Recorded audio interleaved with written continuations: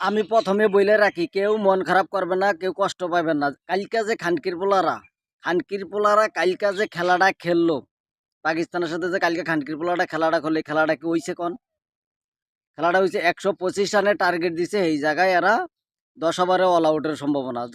তারপরও খেলাটা খেলতে খেলতে যখন ড্র করছে খেলাটা, একটা পর্যায়ে ড্র করছে খেলাটা, ড্র করার পরে যখন শেষ পর্যায়ে আবার সুপার ওভারের জন্য নামার পরে ওরা যখন ব্যাটে করলো 5টা রান, বাই রান পাইছে 5টা রান। তাহলে 5টা রান বাই রান পাইছে, 2 বল শেষ হয়েছে, এক বলে আউট হয়েছে, এক বলে একটা সিঙ্গেল নিছে, তাহলে 6 রান আমার পুঁজি। তাহলে আরো 4টা বল থাকে, 4টা বলে যদি এক এক করে 4টা রানও নেয়, ওরা আউট না হইয়া এক এক করে 4টা রানও নেয়, তাহলে কি এই ম্যাচটা কোনো সময় পাকিস্তান জিতে?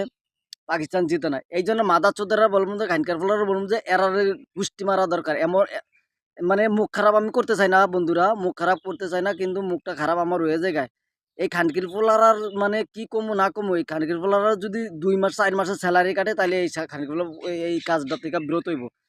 এরার কোনো জ্ঞান বুদ্ধি আছে?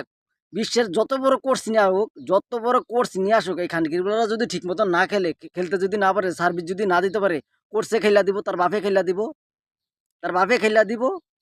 শালার কোন জায়গায় যে কি হয়েছে না হয়েছে, আল্লাহ জানে। মাদারচোদের বাচ্চারা খেলতে নামছে না।